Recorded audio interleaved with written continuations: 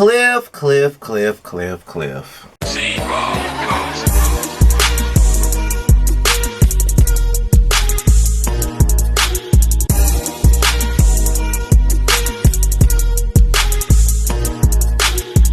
What's the business, y'all? This be your boy Scotty by Nature TV, and we're here for another episode, another review of the Belle Collective, okay? Y'all know this is probably one of my new favorite reality shows, okay? Carlos King doing a damn thing with Belle Collective and Love and Marriage Huntsville, okay? I can really appreciate this shit. Real talk. Real shit, real talk, alright? So Letitia and Pumpkin, they meet up for, I think, just for lunch and drinks or whatever, because Pumpkin did not come to the last brunch, which was probably a great thing that she did not, because my ass probably wouldn't have came either, child.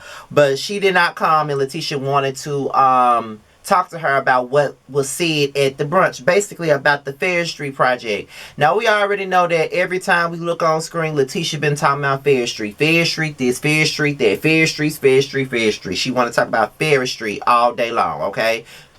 So she tells Pumpkin everything in regards to the Fair Street project, and Pumpkin is all down for it. She feels like Letitia is a very sweet woman and she's willing to do whatever she can to help. I personally feel like Latrice should put one of her stores on Fair Street. That'd be good for business as well, like, to have different locations. But then Letitia starts talking to her about Missy Elliott, who we all know is Marie, and Pumpkin was basically telling Letitia that Missy Elliott is a mean girl. Like, she's mean as hell. She don't know how to talk to nobody, and she just comes with a bunch of negative energy. Letitia don't think that Missy Elliott is mean. Now, Letitia, I'm sorry, you cool and everything, my girl, but nah, Missy Elliott is a mean, bitter ass motherfucker, okay? And that's just real talk. Like, she comes across very negative, very high strong. Like, don't nobody want to be around somebody like that. Like, either you learn how to stay in the rain, or just beat me 911 when you ready to get your shit together, because ain't nobody got time for your bullshit. Like, to be honest, I'm glad that Pumpkin really ain't trying to have this shit, honestly, because Missy Elliott has a bad attitude. Real talk. Nobody wants to be around that shit. She's very negative. Every time she comes around, it's some negativity. It ain't never nothing positive. It's always her and Missy Essie. Period. So Tamara Cherie, she goes to the doctor, and we already know that she's on a journey. Now that she's turned 40, she's thinking about kids, thinking about her career and everything like that. So now that she's reconnected with her ex-boyfriend, she wants to go and see about her fibroids. Now, a lot of black women that I know that's up in age, I know that they have had fibroids. I have a couple of cousins that had fibroids and things of that nature, so I've heard about it. Some of her fibroids have returned, okay?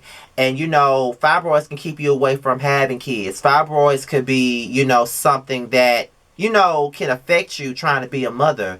And fibroids comes at a late age, like late 30s, early 40s. And, now she knows that she has a time limit. She got to figure out what exactly she's going to do in regards to her trying to have a family.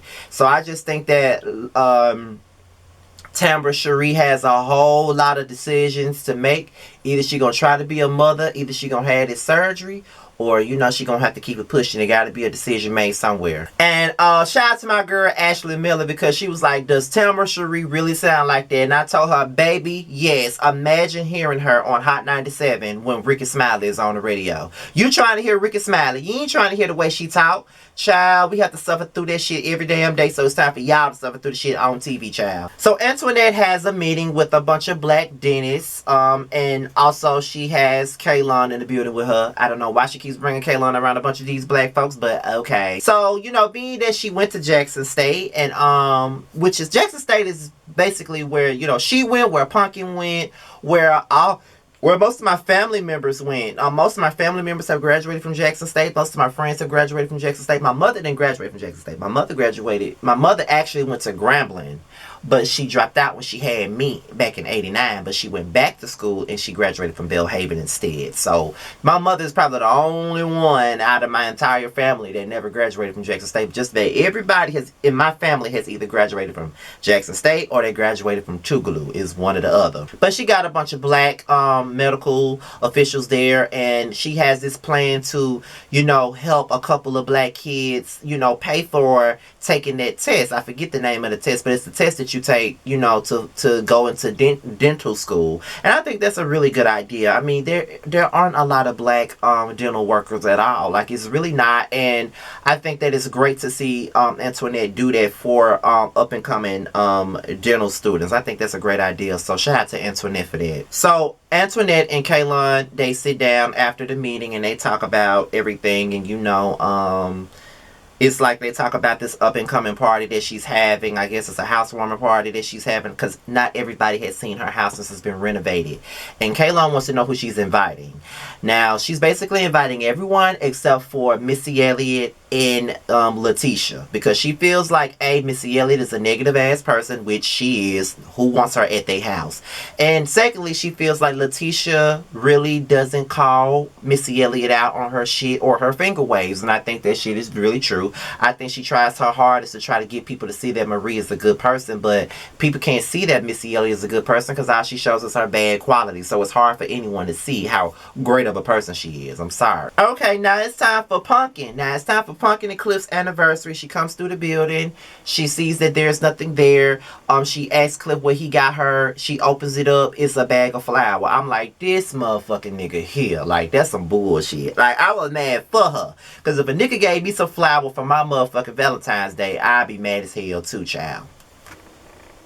But she got mad, threw the flour at him, and he said he's about to go change. So he blindfolded her, took her up to like this little patio thingy, and he had it all set up for them. And it was like this dinner, candles everywhere, and it was really sweet. It was very, very sweet gesture. We got to see the softer side of Cliff instead of that asshole that we always get to see. So as they're talking, she was talking about how much her marriage is important to her and how much Cliff is important to her, and how most of the men that she's had in her life has always left her. Like Goat died of violence, Chip died in a car accident back when we were all in college. She lost her brother to jail. She lost her father to drugs. Like, she's always had these abandonment issues in her life, and this is why she clings on to Cliff the way that she does. And that, obviously, we already know that she has abandonment issues. And as someone that knows her, you know what I mean? It's kind of like she feels as though vulnerability is weak, is a sign of weakness. She doesn't show her vulnerability.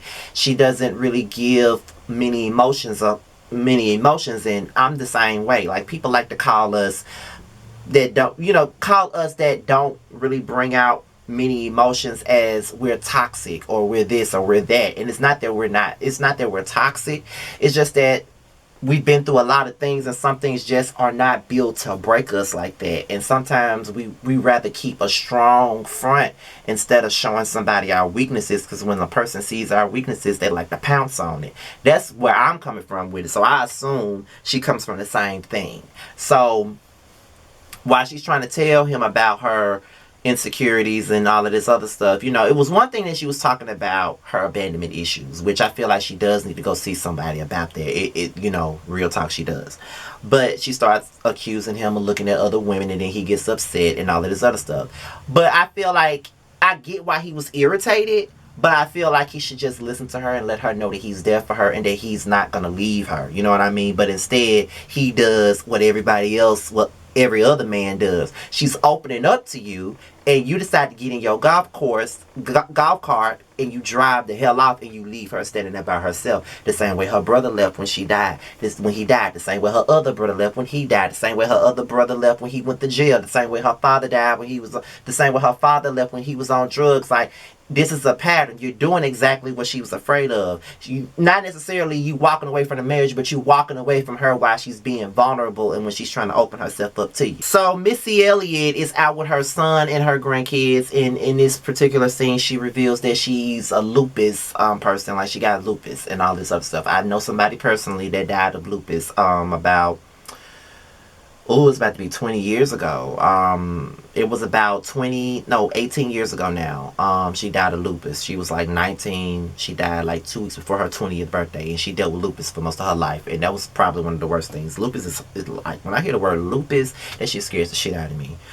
She talks about her struggles with lupus, and then, you know, she talks about her son's future and how he's the top dog because her health is declining. She don't know how long she gonna be here, and she want her son to be on point if something does happen to her, because he got to run one of the businesses that she got if one of the businesses that she got if something happened to her. So now we're at Antoinette's party. They started talking about Letitia's idea, and everybody is down for it. But then Caitlyn started talking about her feelings about the brunch. And I'm just like, Caitlyn, girl, just shut the hell up. Don't nobody give a fuck about how you feel. Don't nobody care about you thinking that white people aren't talking about black people. Like, you look like you're racist. Just shut the hell up and just sit down and eat your food. But Antoinette don't need to have her around all these black people, really. Honestly, because she'll never understand the magnitude of our pain and the things that we've gone through. So Kaylon could just really shut the hell up and keep her feelings to herself, because we don't give a damn about them. Then they do the sage and the champagne, and they sage all the rooms, and, you know, Latrice sages her bed, saying how she gonna get her a black man and all this other stuff. So later on, Latrice and Cliff make up. You know, she redoes, you know, their whole anniversary dinner. She apologizes to him, but, you know, I see that she can own up to what she did, but Cliff doesn't own up to anything, because he was the one who showed the fuck out and just left her hanging. I feel like just like she apologized for bringing up certain shit, he should have apologized too. And for him to say words hurt, what about all the things you say to her? Like, you coming across like a fucking narcissist, honestly. Like, look at the shit you say to her. So, it's like, don't you think that when she apologized to you, you owed her one too? I'm just saying, like, that kind of rubbed me the wrong way. Real talk, it did. Like, how the fuck you gonna ask for an apology and you not giving one to her? Okay. But with that being said, y'all, this is my review on Belle Collective, y'all. If y'all want to follow me on social media, my social media will be at the bottom. Be sure to like, rate, comment, subscribe, and share this video, and do whatever you see fit, okay? Now, with that being said, y'all, I'm out of here. Until my next video, I'll talk to y'all later. It's cold as shit in this fucking closet. Let me go and edit this video. Peace out.